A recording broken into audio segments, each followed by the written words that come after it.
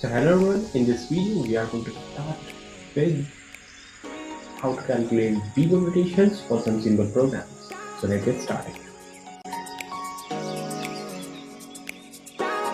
So here I have opened my Visual Studio Code and I will go to the file explorer. These are some sample files here.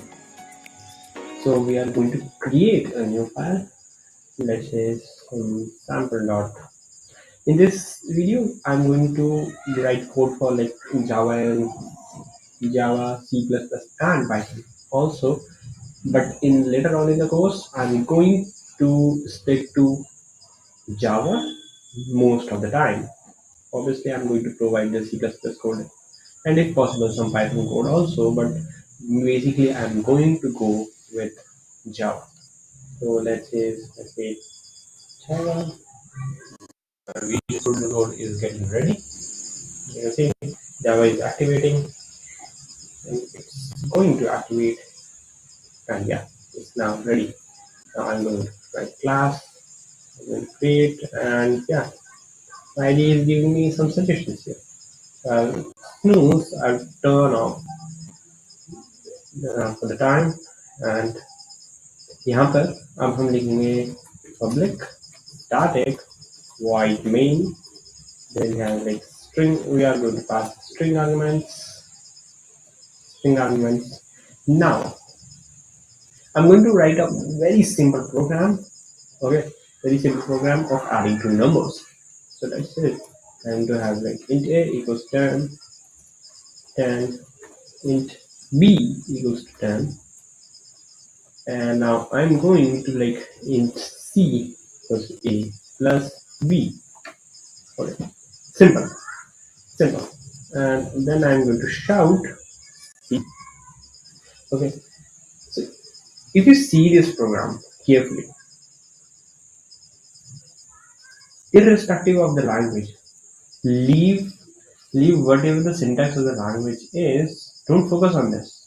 Don't focus on the syntax. Just focus on these lines. This is like int a equals 10, int b equals 10, and int c equals a plus b, and then we are printing it.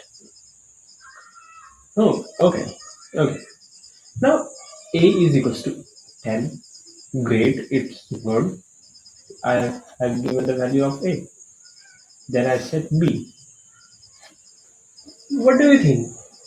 How much time it will take for the system to assign the value of a in any case?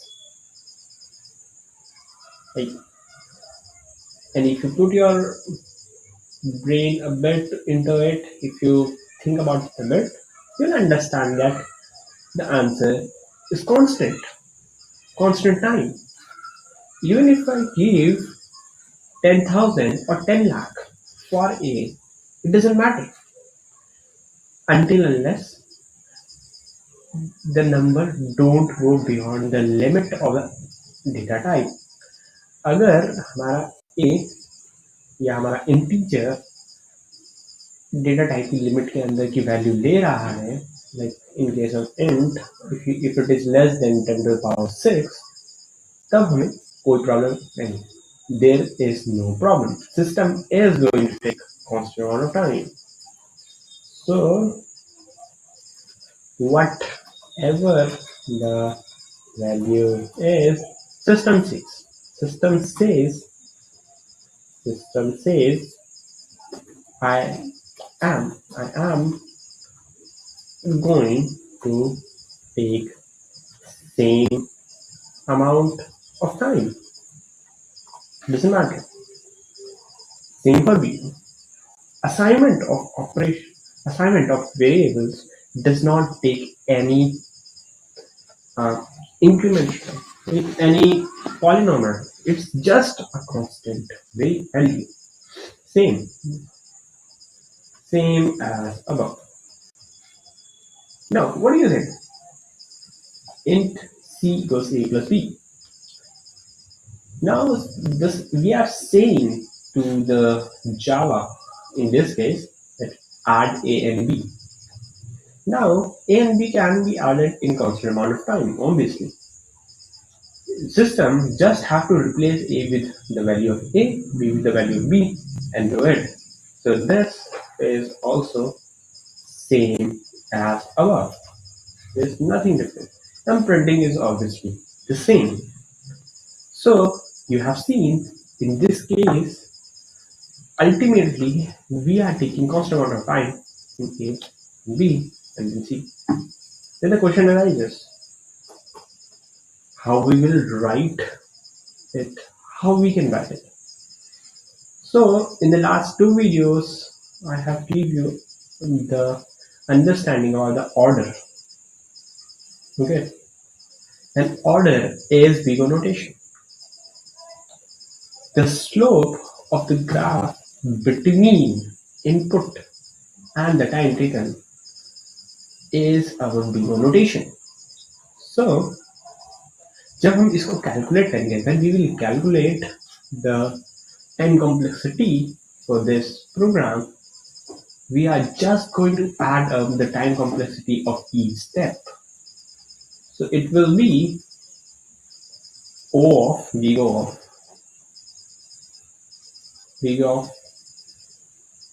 um, 1 for this is for A plus big O of B, or no, big O of 1 for the B, and big O of 1 for the C. And this is equivalent to, I'm putting the 3 dash or 3 icons for equivalency here. So it is equal.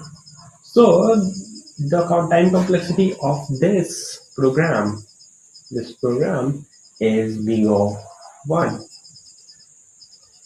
क्योंकि हमारा program constant amount of time ही लेगा, whatever the inputs are, whatever the values are, it's going to take same amount of time. So the value for this program is big of 1, and big of 1 represents a constant value or a constant order. I'm going to create another sample here, sample 2 dot. Now this time I'm going to write a CPP code. Okay, so it's going to be like include so that the CPP people are also comfortable in the course. Okay, so I'm going to include our basic things. Now I'm going to namespace CD so that I don't have to write the std again and again.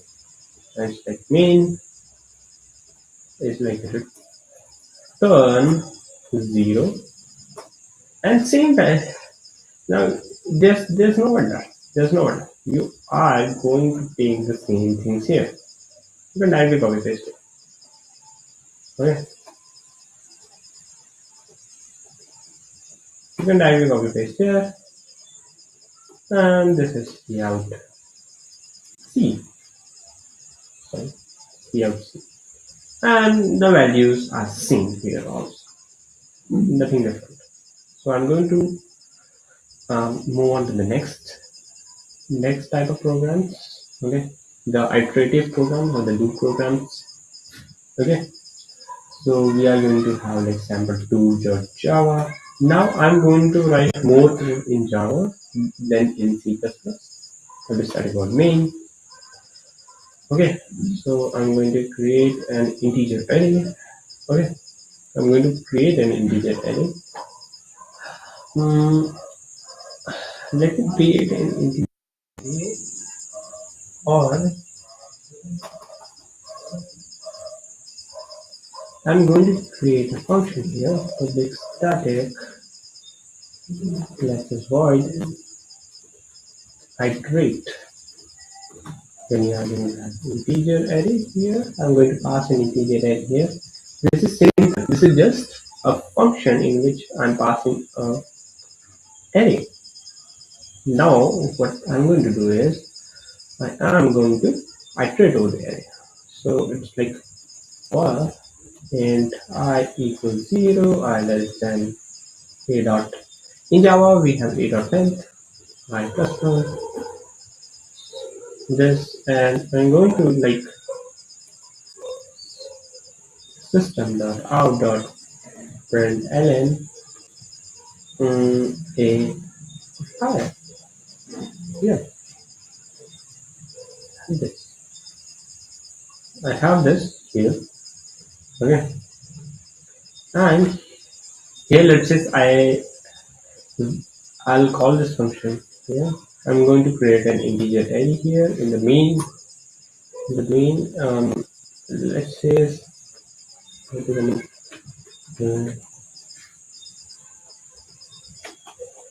Okay, whatever. You can put the values here and iterate. Okay, and I'm going to. So look at the program very carefully here. Look at the pointing here. Okay, so we are creating a function that that is iterate, and यहाँ पर we are putting in this array here a. Then we are looping over the array. So what does this does? This for loop is going to move over the array, okay, and print the value of each index. Okay, 2 is going to be like 2, 5. And if I run it, you can see if I simply run it, it's going to like print all the values. Now see this program very carefully. As uh, this function does not know what is the length of the array, it's going to get the value of that length through a dot length field, or you can say a dot length member of the array. Then we can iterate over the array. What does this? So how we can calculate the current time complexity for this kind of situation? Here you can properly see that this I is moving from 0, O, and it's going to go to each index no matter what you do. No matter what you do. So that, and that's why if the value of the length of index of like the length of array is n, obviously, okay, and because we will take it n, we will take it n also, but I'm taking it n. And here comes the most important part, that is Bego notation actually represents number of steps you take. Okay, Bego notation actually represents number of steps you take